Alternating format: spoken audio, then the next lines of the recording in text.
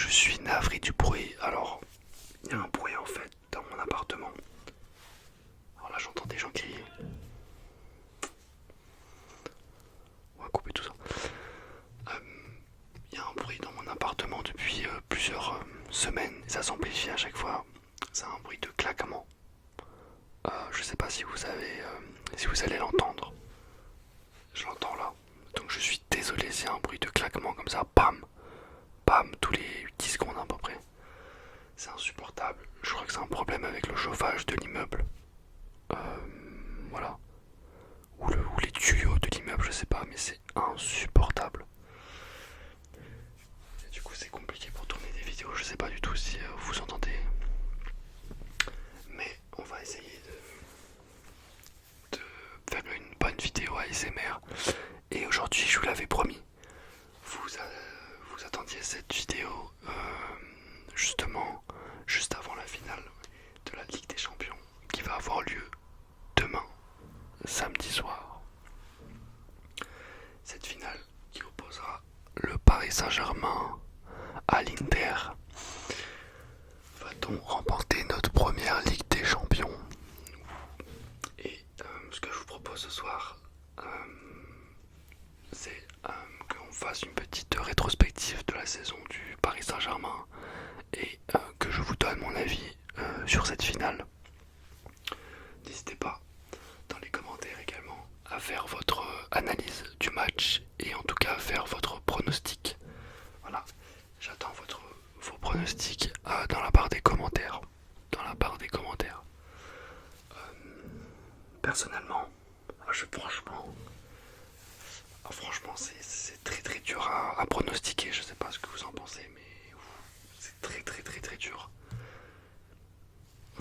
Je sais pas parce que l'Inter, mais je vois quand même bien le Paris Saint-Germain l'emporter. Je vois bien, je sens, il y a un truc dans cette équipe.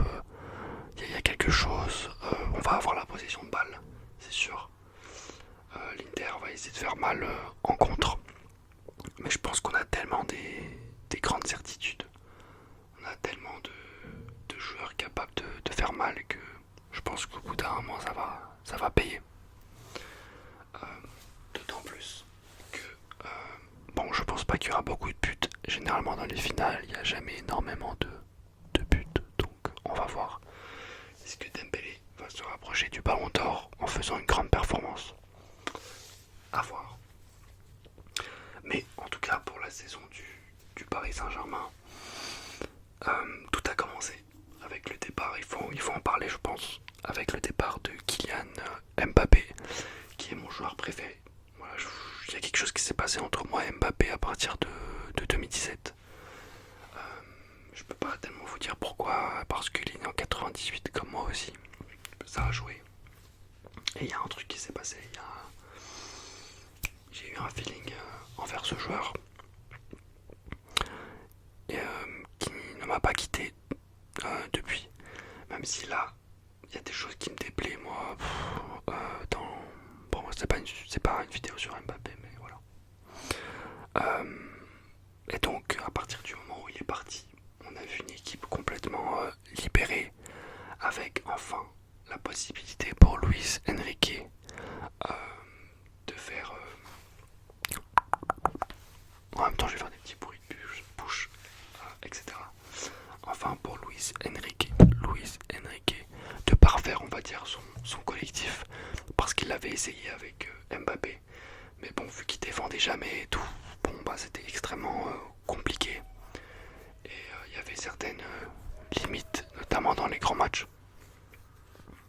Mais à partir du moment où il est parti et qu'on a des joueurs qui se sont beaucoup plus responsabilisés, je pense notamment à Barcola en début de saison, Dembélé par la suite, on a eu vraiment une équipe du Paris Saint-Germain beaucoup plus incisif que l'année précédente. Et vraiment une équipe vraiment rodée.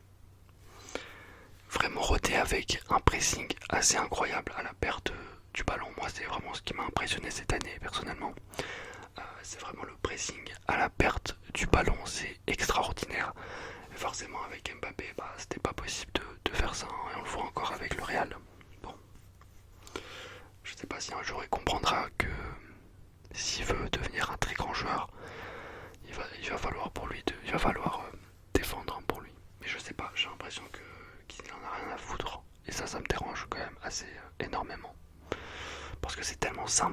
défendre, je sais pas, Mbappé c'est le seul joueur d'Europe qui défend pas. Je sais pas. Et donc, on a une équipe du Paris Saint-Germain à la perte du ballon qui essaie directement de le récupérer. Ça c'est assez extraordinaire. Et on a vu ça dès le début de la saison. Malgré le fait qu'en Ligue des Champions, bien sûr, on a eu très très peur puisqu'on s'est qualifié de justesse. Mais dans le jeu, c'était quand même positif. Hein. Dans le jeu, c'était positif. On n'arrivait pas à marquer. À l'époque, Dembélé, c'était pas le Dembélé qu'on a connu après. Et donc, c'était compliqué. On jouait bien, mais on ne marquait pas en Ligue des Champions. Et puis après, en Ligue des Champions, il y a eu un déclic avec ce match contre City. On renverse la situation. Et à partir de ce moment-là, bam, tout est allé mieux. Et on a pu vraiment voir pas mal de buts et des joueurs vraiment qui ont pris confiance. Alors, je vais parler un peu du championnat. Même si c'est pas très très intéressant, sincèrement.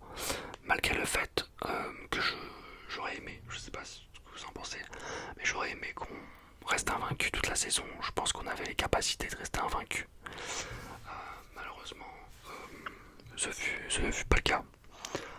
Mais en championnat, ça s'est passé tranquillement, comme à peu près tous les ans, excepté que cette année, vraiment, il y a eu une surdomination du PSG. Ce qui n'était pas le cas, je trouve, les années précédentes. Voilà, parce qu'on a vraiment vu un collectif, on a vu des joueurs qui, du début à la fin, ont essayé de faire mal à l'équipe adverse. Et ça, faut vraiment louer cet état d'esprit. Et vraiment, ça, c'est très intéressant de la part de Luis Enrique. Vraiment, on a vraiment des joueurs qui se la donnent sur le terrain. Et je pense que c'est ça aussi. C'est pour ça aussi que les gens apprécient le club. Voilà, c'est pas seulement en termes de jeu, c'est aussi parce qu'on a des joueurs avec du caractère. Je pense à Kvara par exemple, on a des joueurs qui se la donnent, on a des joueurs qui entre guillemets, voilà, qui mouillent le maillot. Et je pense que c'est ce qu'on attendait depuis très très longtemps. On avait marre de ces stars entre guillemets qui jouaient seulement quand ils avaient le ballon finalement. Voilà, là maintenant tout le monde joue pour le collectif. Il n'y a pas vraiment de stars dans cette équipe. Et ça fait vraiment plaisir.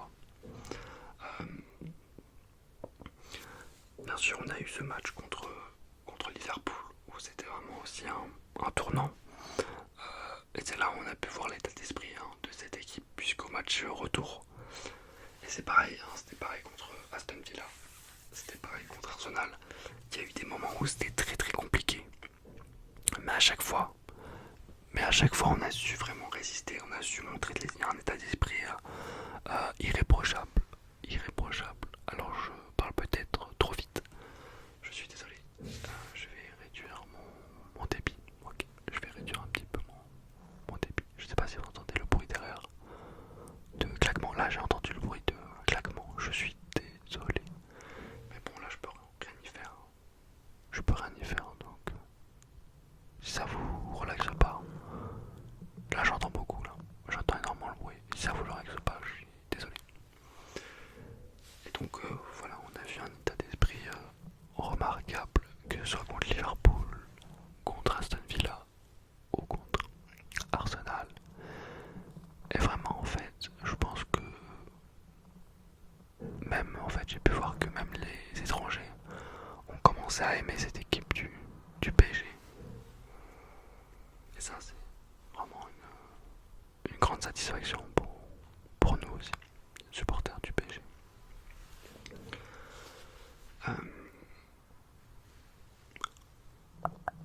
Alors on va parler un petit peu de cette finale. Ça va être très très très très dur. Bon, Inter, c'est vraiment une équipe vraiment de... C'est un caméléon cette équipe. Ils peuvent un peu tout faire entre guillemets. Mais bien sûr ils vont essayer de jouer en contre avec Lautaro Martinez. Alors lui c'est un poison avec notre ami Marcus Thuram qui, bon, même si techniquement il est limité, il est très très utile dans tout ce qui est déviation, c'est assez incroyable. pressing aussi, c'est très fort. Donc il va être un danger, mais encore une fois, les deux équipes finalistes sont deux très très très grands, sont deux collectifs assez incroyables hein, finalement, donc c'est pas une surprise. Et je pense que là, bah, le bruit il est insupportable, je suis désolé, c'est un bruit, mais je peux même pas dormir la nuit, je vais vous dire la vérité, je peux pas dormir la nuit avec ce bruit. Là vous l'entendez? Je suis désolé, je pense que vous l'entendez également, mais qu'est-ce que je peux faire? J'ai quand même... Voilà, j'ai besoin de faire cette vidéo avant la finale, donc voilà. Et donc je pense que la clé aussi ça va être au niveau des latéraux. Alors on va revoir si vous voulez la composition probable des deux équipes. Voilà. Moi j'aime beaucoup Di Marco, personnellement j'adore ce jeu. Alors on va voir un peu la composition. Inter, compo.